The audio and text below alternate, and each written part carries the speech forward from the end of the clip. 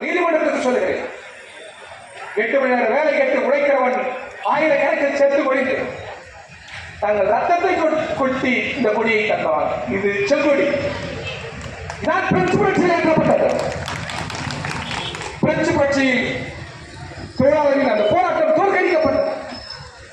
பிறகுதான் லெனின் இந்த சிவப்பு கொடி, சிகாகோ நகர தொழிலாளர்கள் தந்த இந்த சிவப்பு கொடி, பிரெஞ்சு தொழிலாளர்கள் ஏற்றிய இந்த சிவப்பு கொடியில் அறிவால் சுத்தியலை போட்டார்.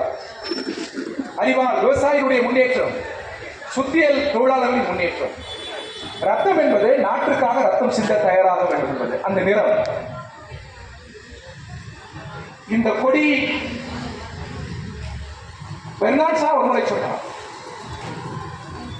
பெர்னார்ட் ஷா, ஐன்ஸ்டைன் உங்களுக்கு தெரியும், வரலாற்று பெற்றவர், பெரிய அறிவியல் மேதை. இருவரும் பயணப்படுகிறார்கள் லண்டன் வீதியில். திடீரென்று அந்த பேர் அந்த காரை நிறுத்த சொல்லி பெர்னார்ட் ஷா கீழே இறக்கிறார். நாடக மேதை ஒரு சிறிய தொழிற்சாலை வாசலில் அந்த செங்கொடி பறக்கிறது. அங்கே சென்று அதற்கு ஒரு சல்யூட் செய்துவிட்டு வருகிறார். ஐன்ஸ்டைன் கேட்கிறார், என்ன நாடகத்தினாலும் இந்த கொடிக்கு ஒரு வணக்கம் செய்கிறார், தெருவில் பார்த்தாலும் இந்த கொடிக்கு வணக்கம் செய்கிறார். உன் நாட்டு கொடி இருக்கிறது பிரிட்டிஷ், அதை வணங்கி நான் ஒருபோதும் பார்த்ததில்லை. இன்னும் இந்த கம்யூனிஸ்ட் கொடிக்கு இப்படி வணக்கம் செய்கிறாரே என்று கேட்கிறார். கேட்கிறவர் யார்? ஐன்ஸ்டைன். யாரை? Bernard Shaw. பெர்னார்ட் ஷா சொல்கிறார், உலகத்தில் 1000 கோடி கொடிகள் இருக்கிறது, பிரிட்டிஷ் கொடி இருக்கிறது. ஆனால் இது அந்த கொடியிலிருந்து வித்தியாசப்பட்ட கொடி. ஏனென்றால் இந்த கொடியில் தான் உழைக்கிற மக்கள் சிந்திய ரத்தம் தெரிகிறது. அவன் கொடுத்த ரத்தத்தால் சிவந்த கொடி, ஓவியர் வரைந்த கொடியில் என்று பெர்னார்ட் ஷா சொன்னார். இந்த கொடி வெறும் வண்ணம் அல்ல, இதில் ரத்தம் இருக்கிறது, விடுதலை போரின் வியர்வை இருக்கிறது, நீண்ட நெடிய போராட்ட கனவு இருக்கிறது. எனவே கொடியை அப்படி நீங்கள் எளிதில் அகற்றக்கூடாது. அதற்கு மாறாக நீதிமன்றம் என்ன செய்யலாம்? சாலையில் போக்குவரத்துக்கு இடையூறு இல்லாமல் கொடியை ஏற்றிக்கொள்ளலாம் என்று சொல்லலாம். கொடிகள் இல்லாவிட்டால் தேர்தல் ஜனநாயகம் விரிச்சோடிவிடும். எனவே கொடி தேவை. அவர்கள் கொடி எத்தனை கொடி வேண்டுமானாலும் வரட்டும். நிறைவில் வெள்ளப்போவது ஒரு கொடிதான், பெரியார் சொன்னது போன்று. அவரே சொன்னார், இதோ கருப்பு சிவப்பு. கருப்பு மூட நம்பிக்கையை குறிப்பது.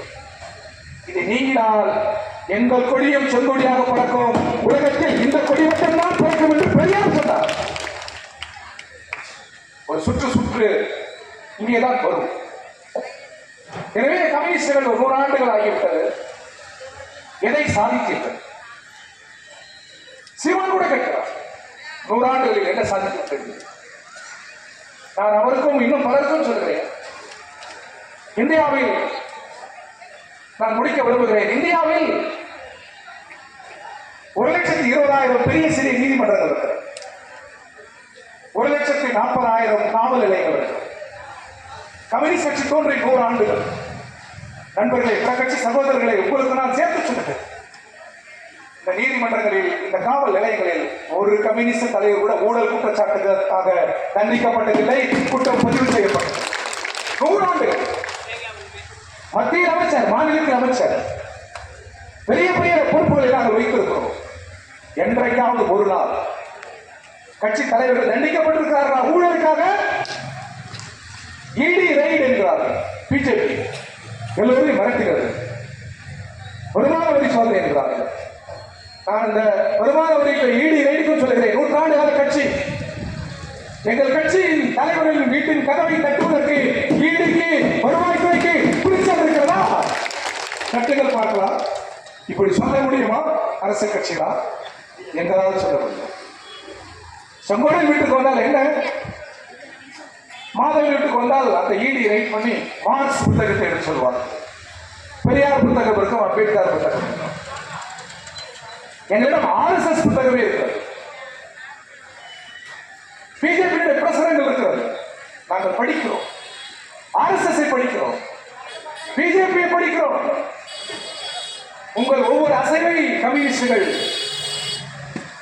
தொடர்கிறோம்.